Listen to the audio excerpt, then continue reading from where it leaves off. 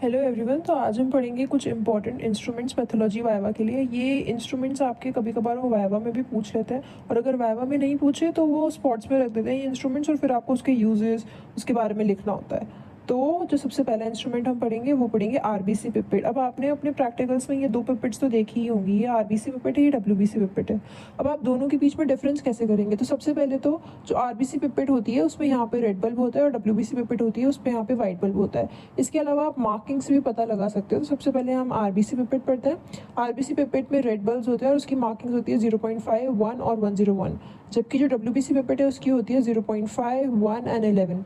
क्योंकि जब भी हमें हायर डाइल्यूशन चाहिए होता है, ज़्यादा डाइल्यूशन, तो हम आरबीसी पिपेट यूज़ करते हैं, और जब कम डाइल्यूशन चाहिए होता है तो हम डब्ल्यूबीसी पिपेट यूज़ करते हैं। और ये मार्किंग्स पिपेट के ऊपर होती हैं, तो हम पिपेट देख के बता सकते हैं कि वो आरबीसी पिपेट है या डब्ल्यूबीसी पिपेट है। अब इसके यूजेस क्या क्या है? सबसे पहले इसका नाम ही आरबीसी पिपेट है, तो सबसे पहला यूज़ तो हो गया इसका आरबीसी काउंट करने के लिए। दूसरा यूज़ है इसका प्लेटलेट काउंट करने के लिए। तीसरा यूज़ है इसका टोटल स्पर्म काउंट करने के लिए और हाई टीएलसी काउंट के लिए। जब भी हायर डाइल्यूशन रिक्वायर्ड होता है तो हम आरबीसी पिपेट यूज़ करते हैं, क्योंकि उसकी मार्किंग 101 तक है।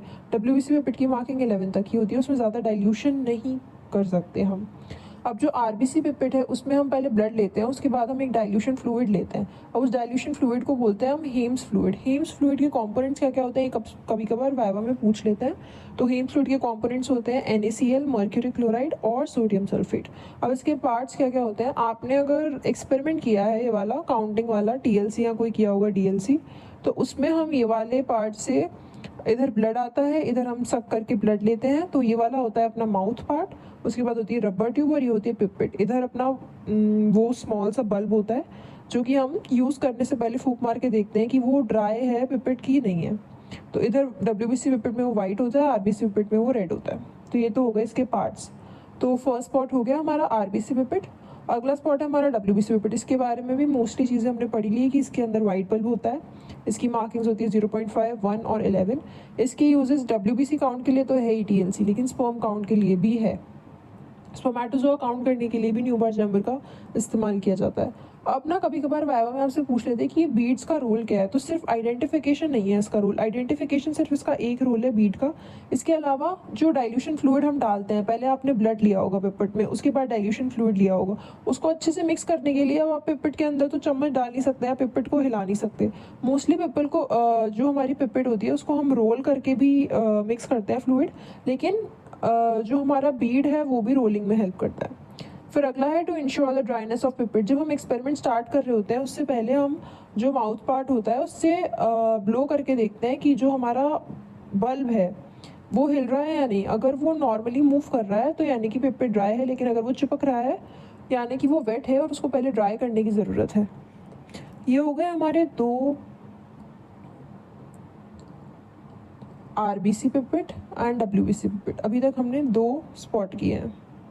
फिर अगला है हमारा टिश्यू कैसेट्स। ये ऐसे डिब्बे देखे होंगे आपने, किन्हीं किन्हीं के पास ये स्टेनलेस स्टील के होते हैं और किन्हीं किन्हीं के पास ये प्लास्टिक के होते हैं। तो सबसे पहले तो आप देख के पहचान जाओगे कि इसमें बहुत सारे होल्स होते हैं, और ये या तो स्टेनलेस स्टील के होते हैं या फिर प्लास्टिक के होते हैं। अब इसके यूजेस क्या होते हैं? अगर आपने टिश्यू प्रोसेसिंग का चैप्टर पढ़ा है पैथोलॉजी में, तो आपको पता होगा कि टिश्यू कैसेट्स जो होते हैं वो टिश्यू सैंपल्स को होल्ड करने के काम में आते हैं जब वो प्रोसेसिंग हो रही होती है उनकी, जब उनकी प्रोसेसिंग हो रही होती है, एम्बेडिंग या फिर स्टोरेज ऑफ द टिश्यूज़ में भी काम आती हैं ये टिश्यू कैसेट्स। मोस्टली तो स्टोरेज में ही काम आती हैं ये टिश्यू कैसेट्स।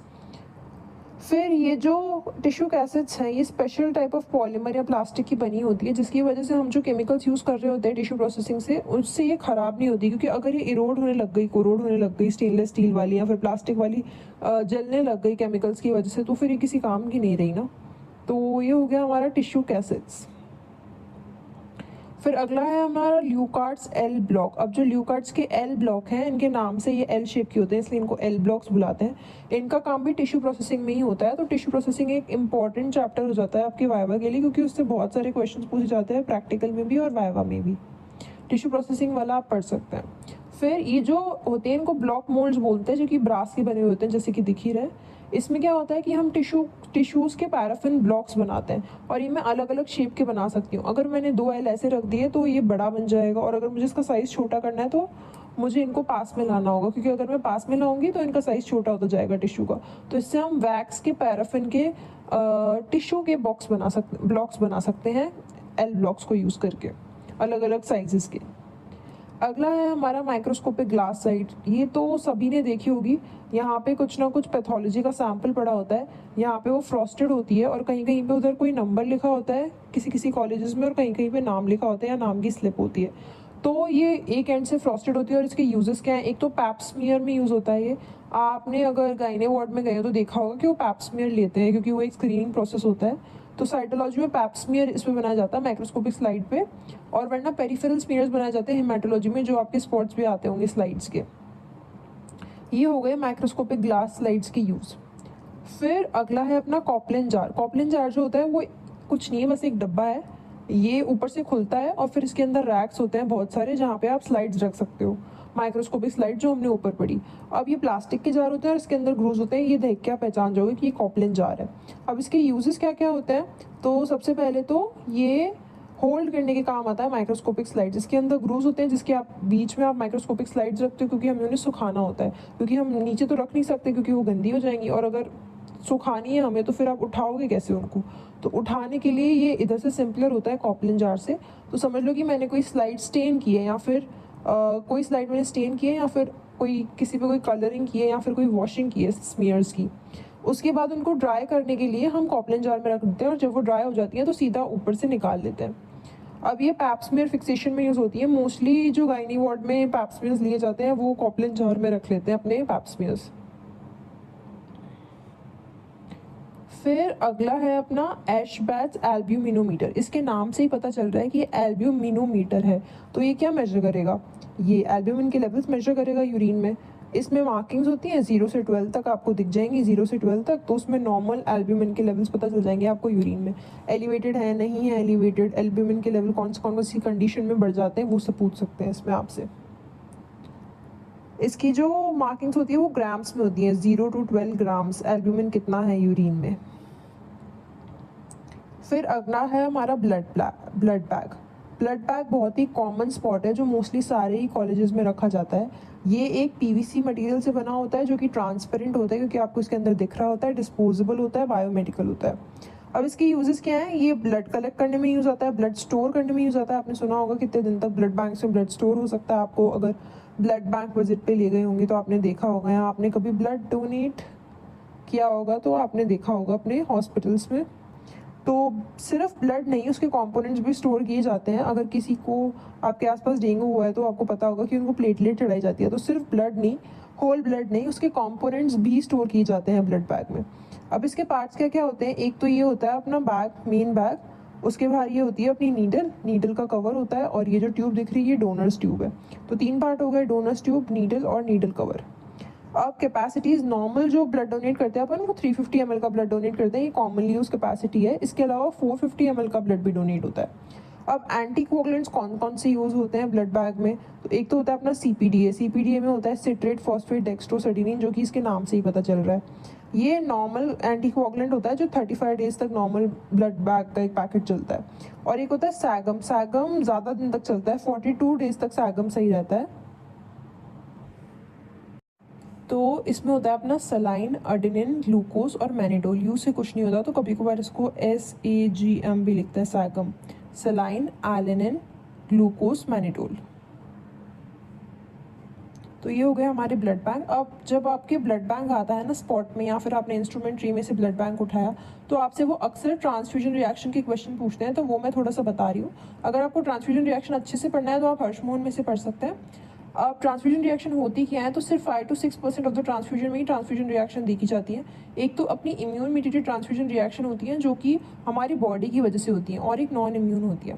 तो सबसे पहले हम इम्यून वाली पढ़ते हैं। अब इम्यून वाली हमारी इम्यूनिटी ने रिएक्ट किया है अगेंस्ट द ब्लड जो आपने उसे चढ़ाया है, ठीक है। तो अब वो अगेंस्ट RBC भी चढ़ सकता है, अगेंस्ट WBC भी इम्यूनिटी एक्टिवेट हो सकती है, अगेंस्ट प्लेटलेट्स भी, या फिर अगेंस्ट इम्यूनोग्लोबिन्स भी। तो इसमें अपने होते हैं, अगर मेन से पढ़े तो 3 होते हैं अपने इम्यून मीडिएटेड रिएक्शन। एक तो होता है हीमोलाइटिक, कि आपके बॉडी ने जो सेल आया बॉडी में उसको तोड़ ही दिया। दूसरा होता है trolley, transfusion related acute lung injury, ये बहुत ही इंपॉर्टेंट है। और एक अदर्स में थोड़े बहुत और होते हैं। तो हीमोलाइटिक में क्या हुआ, हीमोलाइटिक में अपनी ABO इनकम्पैटिबिलिटी हो गई। मैं तो थी O ब्लड ग्रुप की और मुझे किसी ने AB ब्लड ग्रुप चढ़ा दिया, तो इनकम्पैटिबिलिटी हो गई, ABO इनकम्पैटिबिलिटी, जिसकी वजह से मेरी बॉडी में हीमोलाइसिस हो रहा होगा और जो RBCs आए हैं वो डिस्ट्रॉय हो रहे होंगे, जिसकी वजह से क्या होता है, ट्रेकिकार्डिया, टिकेप्निया, चेस्ट पेन, रेस्टलेसनेस, एंजाइटी और फ्लशिंग।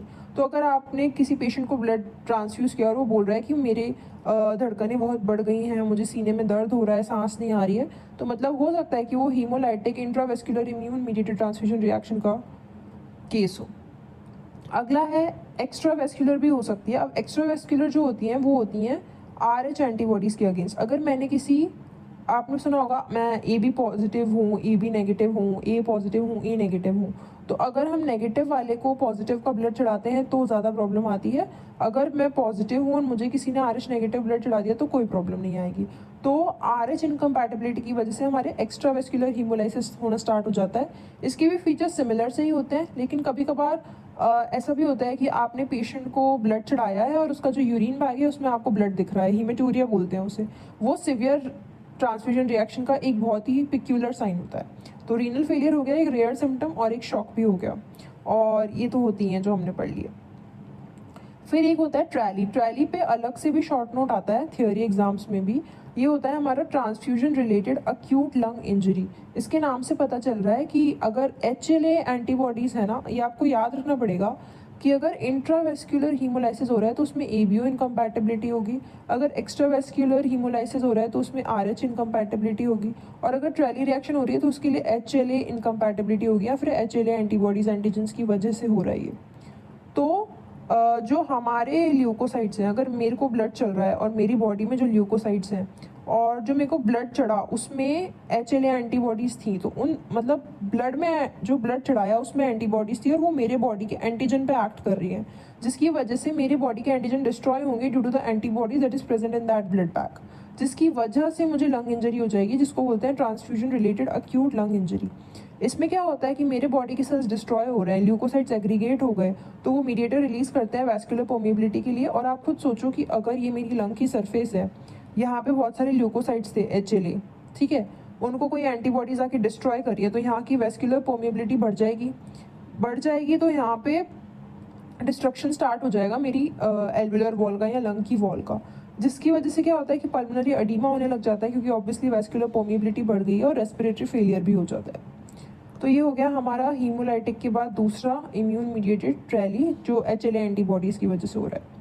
फिर थर्ड होता है अपना अदर। अदर में होता है कि अगर उसको एनाफिलैक्टोइड शॉक आ गया, एलर्जिक रिएक्शन, ऑलमोस्ट सिमिलर से ही होता है। ट्रांसफ्यूजन रिलेटेड GVHD अगर आपको पता है तो ग्राफ्ट वर्सेस होस्ट डिजीज़ होता है। नॉर्मली ऐसा होता है कि अगर मैंने किसी को किडनी चढ़ाई है, मतलब किसी की किडनी का ट्रांसप्लांट हुआ है, तो उसकी बॉडी किडनी को रिजेक्ट करती है। लेकिन GVHD में ऐसा होता है, ग्राफ्ट वर्सेस होस्ट डिजीज़ में, कि जो मैंने ट्रांसप्लांट किया है उसने बॉडी को रिजेक्ट कर दिया, बॉडी ने उसको रिजेक्ट नहीं किया। ये मोस्टली बोन मैरो ट्रांसप्लांटेशन में देखा जाता है, ट्रांसफ्यूजन रिलेटेड GVHD, ठीक है। फिर फेब्राइल, एक हो गई अपनी फेब्राइल रिएक्शन। तो ये सारी तो हो गई हमारी इम्यून मीडिएटेड रिएक्शन। उसके अलावा कुछ नॉन इम्यून मीडिएटेड रिएक्शन भी होती है, जिसमें हमारी बॉडी के एंटीजेंस, एंटीबॉडीज़ या इम्यूनिटी का कोई रोल नहीं होता। तो नॉन इम्यून रिएक्शंस क्यों होंगी, आप खुद सोचो। सबसे पहले तो अगर ब्लड प्रोडक्ट में ही कुछ है या फिर एयर फंस गई है, तो एयर कैसे फंस सकती है, आपने सुना होगा एयर एम्बोलिज्म, कि अगर मैं कोई प्लास्टिक बैग से अपने आर्टरी में कुछ भी चढ़ा रही हूँ या वेन में कुछ भी चढ़ा रही हूँ, तो अगर एयर आ गई तो बहुत प्रॉब्लम होती है। आपने देखा होगा मोस्टली अगर डॉक्टर्स इंजेक्शंस भी लगा रहे होते हैं तो वो उसमें से थोड़ा सा प्रेस करके बाहर निकाल देते हैं फ्लूइड, क्योंकि उन्हें एयर एम्बोलाई नहीं चाहिए उसके अंदर, सिरिंज के अंदर।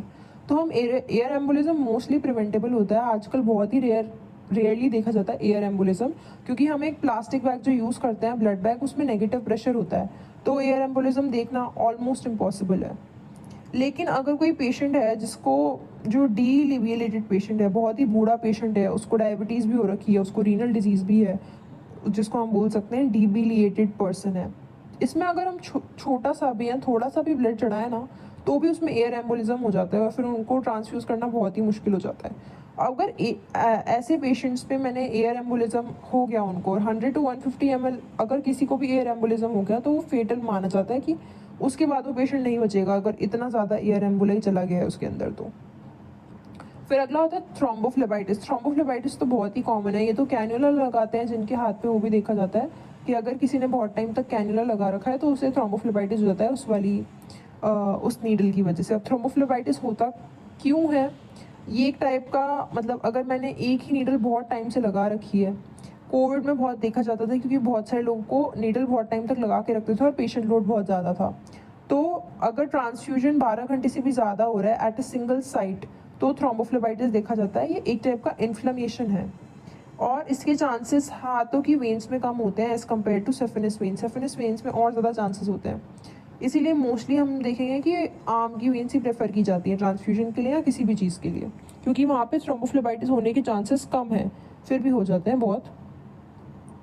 फिर थर्ड नॉन इम्यून मीडिएटेड है अपना ट्रांसमिशन ऑफ इन्फेक्शन। अभी हमें पता है कि आपने सुना होगा केसेस की अमिताभ बच्चन को भी हेपेटाइटिस बी वाला ब्लड चढ़ा दिया था, तो तब से उसका लिवर ख़राब हो गया है। तो अगर हम किसी को ब्लड डोनेट कर रहे हैं तो सबसे पहले हमारी स्क्रीनिंग होनी चाहिए।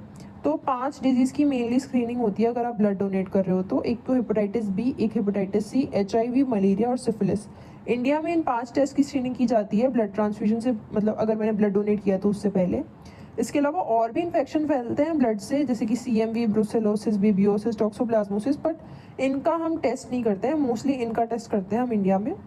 और इनके ज़्यादा चांसेस किस में होते हैं कि ऐसा देखते हैं ना कि हेपेटाइटिस बी का रिस्क फैक्टर क्या है, कि जिनमें बार बार ट्रांसफ्यूजन होता है उनको हेपेटाइटिस बी के चांसेस ज़्यादा है। अब बार बार ट्रांसफ्यूजन किस में होगा, जिनमें ब्लड नहीं है या फिर कम बन रहा है या गलत बन रहा है। तो हीमोफीलिया पेशेंट्स में होगा, थैलेसीमिया पेशेंट्स में होगा, ये दोनों जेनेटिक डिसऑर्डर्स हैं। एक अक्यूट ल्यूकीमिया में होगा और एक अक्यूट सिवियर हेमरेज में होगा जिसमें ब्लड लॉस बहुत ज़्यादा हो गया है। अगला नॉन इम्यून मीडिएटेड है अपना सर्कुलेटरी ओवरलोड। अब सर्कुलेटरी ओवरलोड क्या होता है? सर्कुलेटरी ओवरलोड होता है कि मैं ब्लड चढ़ा रही हूँ और मैंने ज़्यादा ब्लड चढ़ा दिया, अति से ज़्यादा चढ़ा दिया। कुछ भी चीज़ की अति तो अच्छी होती नहीं है वैसे भी, तो जिसकी वजह से पल्मोनरी कंजेशन हो गया और अक्यूट हार्ट फेलियर हो गया कि हार्ट इतने ज़्यादा ब्लड को पंप ही नहीं कर पा रहा है या इतना ज़्यादा फ्लूइड नहीं एक्यूमुलेट कर पा रहा है हार्ट अपने अंदर, तो अक्यूट हार्ट फेलियर हो गया और पल्मोनरी कंजेशन हो गया। क्योंकि अगर हार्ट फेलियर हो जाता है तो फ्लूइड लंग्स में जाना स्टार्ट हो जाता है। ये सबसे ज़्यादा कॉमन कॉम्प्लिकेशन है जिसकी वजह से डेथ हो सकती है सर्कुलेटरी ओवरलोड की वजह से, क्योंकि इसकी वजह से सीधा हार्ट फेलियर हो जाएगा, हार्ट फेलियर पल्मोनरी कंजेशन हो जाएगा और फिर डेथ हो जाएगी पेशेंट, क्योंकि हार्ट ही काम करना बंद कर दे रहा है। तो ये सब मोस्ट कॉमन कॉम्प्लिकेशन है जिसकी वजह से डेथ होती है, मोस्ट कॉमन कॉम्प्लिकेशन नहीं है ये। फिर है मैसिव ट्रांसफ्यूजन। मैसिव ट्रांसफ्यूजन क्या है? अगर नॉर्मली एक ह्यूमन में 5 से 6 लीटर ब्लड होता है, ठीक है, और मैं चढ़ा दे रही हूँ उसको 8 लीटर, सीधा 8 लीटर चढ़ा दिया मैंने, तो वो बोलेंगे हम मैसिव ट्रांसफ्यूजन। और अगर मैंने किसी को मैसिव ट्रांसफ्यूजन कर दिया ना, तो फिर उसका डाइल्यूशनल थ्रोम्बोसाइटोपिनिया और डाइल्यूशन ऑफ कोआगुलेशन फैक्टर्स हो जाता है। मतलब आप समझ लो कि मेरे पास इतना ब्लड था और उसमें इतने कोआगुलेशन फैक्टर और प्लेटलेट्स थी, अब मैंने उसको इतना फ्लूइड दे दिया है तो डाइल्यूशन हो जाएगा बहुत ज़्यादा कोआगुलेशन फैक्टर्स और प्लेटलेट्स का, बहुत दूर दूर हो जाएंगी। तो अगर मैं इतने से पार्ट में देखूँ तो 1 या 2 प्लेटलेट्स ही मिलेंगी आपको, सिर्फ ये इमेजिनेशन के लिए बताया था मैंने। तो आप सोचो कि अगर उस पेशेंट को थोड़ा सा भी लग गया तो उसमें ब्लीडिंग कितनी ज़्यादा होगी, या फिर अगर उसकी सर्जरी हो रही है तो ब्लीडिंग से ही मर जाएगा ना। तो मैसिव ट्रांसफ्यूजन भी एक बहुत ही डेडली या फेटल कॉम्प्लिकेशन है ट्रांसफ्यूजन का। अगला है ट्रांसफ्यूजन हीमोसिड्रोसिस। ट्रांसफ्यूजन हीमोसिड्रोसिस में क्या होता है कि आयरन ओवरलोड हो जाता है। अगर आप पेशेंट को, आपको पता होगा कि अगर आपने एक पैकेट ब्लड चढ़ाया है किसी पेशेंट को तो उसका हीमोग्लोबिन 1 ग्राम से बढ़ जाता है। अब सोचो कि उसमें लॉस हो चुका है बहुत सारा हीमोग्लोबिन किसी पेशेंट में, बट उसका हीमोग्लोबिन कम है वो ये ज़रूरी थोड़ी है, हो सकता है उसका ब्लड लॉस हो गया है।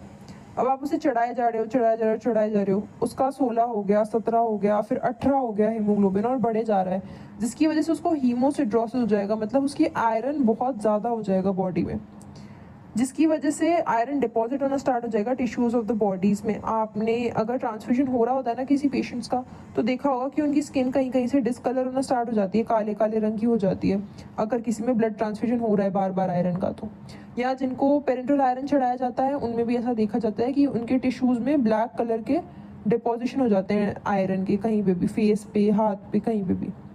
फिर ये जो ट्रांसफ्यूजन हीमोसिड्रोसिस है ये मेनली थैलेसीमिया मेजर के केसेस में देखा जाता है, क्योंकि वो बार बार अपना ट्रांसफ्यूजन करवाते रहते हैं, जिसकी वजह से उनमें हीमोसिड्रोसिस हो जाता है।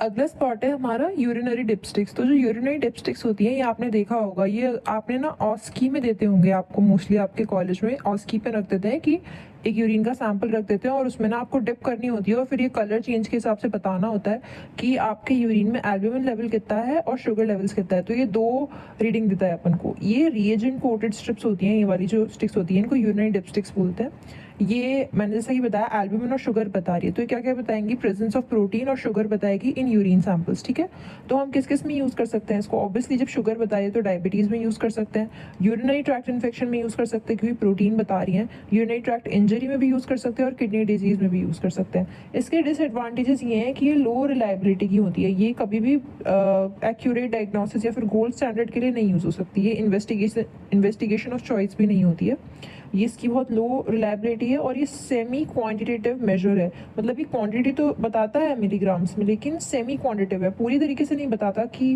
क्योंकि आप एक ही सैंपल में देख रहे हो ना, तो सेमी क्वांटिटेटिव मेजर है।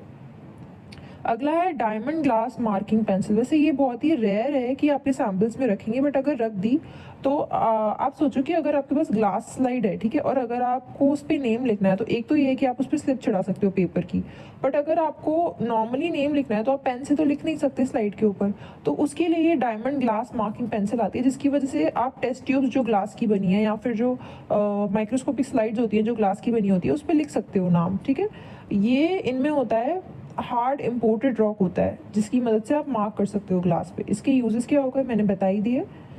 ये परमानेंट मार्किंग, ऑब्वियसली एक बार आपने इसको कट, मतलब ग्लास को कट करके लिख दिया उसके ऊपर, फिर वो मिटेगा नहीं, तो ये परमानेंट मार्किंग के लिए यूज़ होता है ग्लास स्लाइड्स में और टेस्ट ट्यूब्स में। और वैसे किसी भी ग्लास की चीज़ पे यूज़ हो सकता है ये डायमंड ग्लास मार्किंग पेंसिल।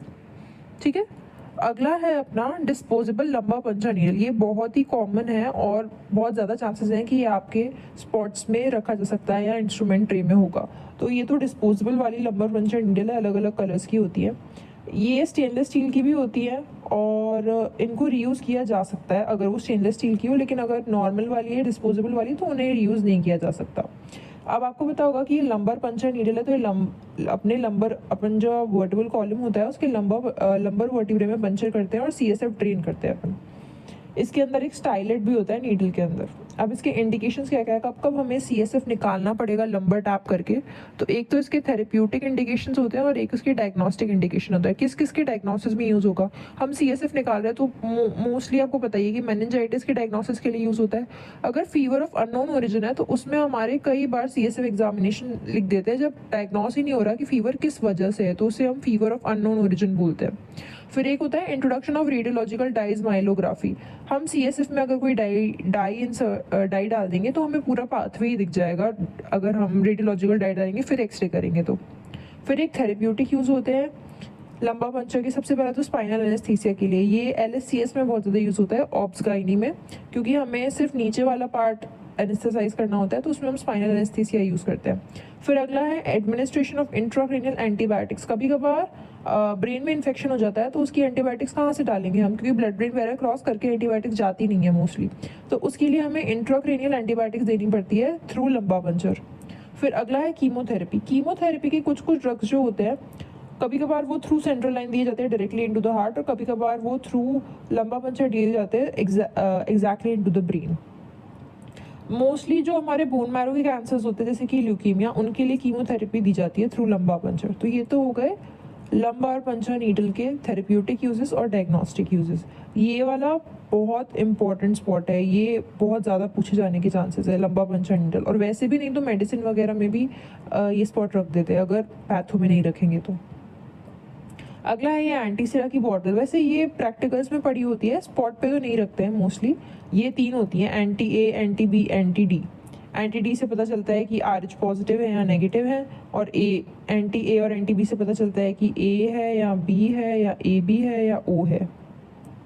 तो जो एंटी-A होती है वो कलर ब्लू कलर की होती है, एंटी-B होती है वो येलो कलर की होती है। याद रखना पड़ेगा आपको कि ये येलो कलर है किस वजह से, तो ये एक्रीफ्लेविन की वजह से होता है येलो कलर, डाई होती है एक, और एंटी-A जो है वो ट्राइपान ब्लू की वजह से। ये ब्लड ग्रुपिंग में यूज़ करते हैं।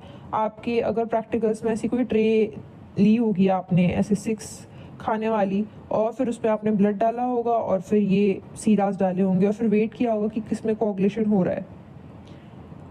अगला है अपना ये आयर्स स्पैचुला। अब ये जो आयर्स स्पैचुला है ये ऐसा दिखता है और ये सर्वाइकल स्क्रैप के लिए यूज़ होता है पैप स्मीयर में। पैप स्मीयर पढ़ जाना, क्योंकि पैप स्मीयर बहुत ज़्यादा पूछा जाता है। सर्वाइकल कैंसर की स्क्रीनिंग में पैप स्मीयर आजकल बहुत रेगुलरली किया जाता है, इसलिए पैप स्मीयर पूछा जाता है पैथोलॉजी में बहुत ज़्यादा। अगला है न्यूबार चैम्बर। ये तो आपने प्रैक्टिकल्स में देखा ही होगा। इसके ऊपर आप एक ग्लास लाइट लगाते होगे और फिर साइड से जो हमने ऊपर आरबीसी पिपेट और डब्ल्यूबीसी पिपेट पड़ी थी उसकी हेल्प से इधर वो डालते होगे सोल्यूशन, जिसमें अपन ब्लड लेते हैं, उसके बाद हेम्स फ्लूइड डालते हैं और फिर माइक्रोस्कोप पे 100x100 पे इसे देखते हो, या फिर कभी बार x40 पे भी देखते हैं हम। इसको हीमोसाइटोमीटर भी बोलते हैं, क्योंकि ये ब्लड के अंदर सेल्स को काउंट करने के काम आता है। आपने ऐसे 10x10 की टेबल बनाई होगी, फिर उसमें लिखा होगा कि टीएलसी में क्या दिख रहा है, लिम्फोसाइट्स दिख रहे हैं, न्यूट्रोफिल्स दिख रहे हैं, क्या दिख रहा है। तो ये क्रिस्टल स्लाइड होती है, जिसमें जो इसका साइज़ है वो तो ग्लास लाइट जितना ही होता है। अब इसमें इसका जो डायमीटर है वो कितना होता है, इसकी 4 मिलीमीटर की तो हाइट या फिर थिकनेस होती है, 70 मिलीमीटर की इसकी ब्रेथ होती है ये वाली, और 30 मिलीमीटर की इसकी लेंथ होती है। तो ये तो हो गए इसके डायमेंशंस। अब इसमें ये बीच में जो होता है इसे काउंटिंग ग्रिड बोलते हैं। ये काउंटिंग ग्रिड क्या होता है, ये जैसे एक काउंटिंग ग्रिड हो गया तो वो 3x3 मिलीमीटर्स का होता है, ठीक है। अब इसमें 9 स्क्वायर होते हैं एक काउंटिंग ग्रिड में। ये 3x3 मिलीमीटर्स का हो गया, तो ये एक होता है अपना 1 मिलीमीटर का, जिसमें हम कैलकुलेशन करते हैं मेनली। इसके यूजेस क्या हैं, ऑब्वियसली इसको हीमोसाइटोमीटर बोलते हैं। तो ये ब्लड सेल को काउंट करने के लिए यूज़ होता है। एक तो आरबीसी वाला जिसमें हम आरबीसी पिपेट यूज़ करते हैं, डब्ल्यूबीसी वाला जिसमें हम डब्ल्यूबीसी पिपेट यूज़ करते हैं, प्लेटलेट वाला और इओसिनोफिल काउंट वाला। सेकेंड इसका जो यूज़ है वो मैंने आपको बताया था कि स्पर्मेटोजोआ काउंटिंग में भी न्यूबार चैम्बर यूज़ होता है, सीमेन एनालिसिस में। और फिर थर्ड है कि सीएसएफ काउंटिंग में। वैसे ये बहुत ही रेयर है, ये नहीं यूज़ होता है अब तक सीएसएफ काउंटिंग में। अगला है वायल्स। वायल्स सबसे ज़्यादा इम्पॉर्टेंट है पैथोलॉजी प्रैक्टिकल्स के लिए भी और पैथोलॉजी वाइवा के लिए भी। 2 स्टार 3 स्टार है ये। और वायल्स नॉर्मली आपको पता भी होनी चाहिए कि वायल्स किस काम आती है। इनको वैक्यूम ट्रेनर्स भी बोलते हैं। इससे क्या होता है कि हम ब्लड डायरेक्टली वैक्यूम ट्रेनर्स में ले लेते हैं, जिससे कि स्पिलेज नहीं होती है। इनके अंदर सक्शन होता है तो ये ब्लड डायरेक्टली इसके अंदर आ जाता है। अब सबसे पहली है येलो। मेनली इंपॉर्टेंट है yellow, grey, red, light blue और ग्रीन। तो जो येलो वाली होती है ये वाली, उसमें एक क्लॉट एक्टिवेटर होता है सिलिका पार्टिकल्स, और ये सेरोलॉजी के या सीरम एनालिसिस के जितने भी टेस्ट होते हैं, एलएफटी हो गया, केएफटी, टीएफटी, विटामिन, हार्मोन्स, उन सब के लिए येलो वाला यूज़ होता है सीरोलॉजिकल एग्जामिनेशंस के लिए। अगला है ग्रे। जब भी हमारे पास कोई डायबिटिक पेशेंट आते हैं या फिर जिनके क्लिनिकल डायग्नोसिस में डायबिटीज़ होता है, उनकी कंफर्मेशन के लिए ग्रे वाला यूज़ किया जाता है, जिससे कि ग्लूकोज और लैक्टेट लेवल्स पता चलते हैं। अब इसमें NAF होता है, क्योंकि अगर आपने किसी भी पेशेंट का ब्लड लिया है और उस ब्लड में नॉर्मल सेल्स में ग्लाइकोलाइसिस हो रहा होगा, तो अगर उसमें ग्लाइकोलाइसिस होगा तो ग्लूकोज के लेवल्स विद टाइम नीचे चले जाएंगे, तो जो एक्चुअल लेवल्स हैं उससे वो नीचे चले जाएंगे। अगर हम NAF डाल दें ट्यूब में, वैक्यूम ट्रेनर में, सोडियम फ्लोराइड, तो ये क्या करता है, ग्लाइकोलाइसिस को इनहिबिट कर देता है, जिससे कि फॉल्स नेगेटिव रिजल्ट्स नहीं आते। क्योंकि अगर हम ग्लाइकोलाइसिस को इनहिबिट नहीं करेंगे तो फॉल्स नेगेटिव रिजल्ट्स आने के चांसेस बहुत ज़्यादा बढ़ जाएंगे। अब ये जो NAF होता है ये एक एंजाइम होता है, इनोलेज एंजाइम, उसका इनहिबिटर होता है, जिसकी वजह से ग्लाइकोलाइसिस रुक जाता है, क्योंकि उसका पाथवे बीच में ही ब्लॉक हो जाता है। फिर अगला है अपना लाइट ब्लू ट्यूब। अब जो लाइट ब्लू ट्यूब है, एक तो होती है अपनी लैवेंडर वाली, एक होती है लाइट ब्लू वाली। तो जो लाइट ब्लू ट्यूब है उसमें होता है अपना सोडियम सिट्रेट। अब आपको पता होगा कि जो सोडियम सिट्रेट है वो एंटी कोआगुलेंट होता है, मतलब वो कोआगुलेट नहीं होने देता ब्लड को। एंटी कोआगुलेंट क्यों यूज़ करना है हमें, ऑब्वियसली कोआगुलेशन स्टडीज़ के लिए यूज़ करेंगे एंटी कोआगुलेंट का। कोआगुलेशन स्टडीज जितने भी होते हैं, प्रोथ्रोम्बिन, APTT वगैरह वगैरह, उन सब के लिए यूज़ होता है। अगला है अपना ग्रीन। ग्रीन से ही हेपेरिन रिलेट कर सकते हैं हम कि ग्रीन हेपेरिन के लिए यूज़ होता है।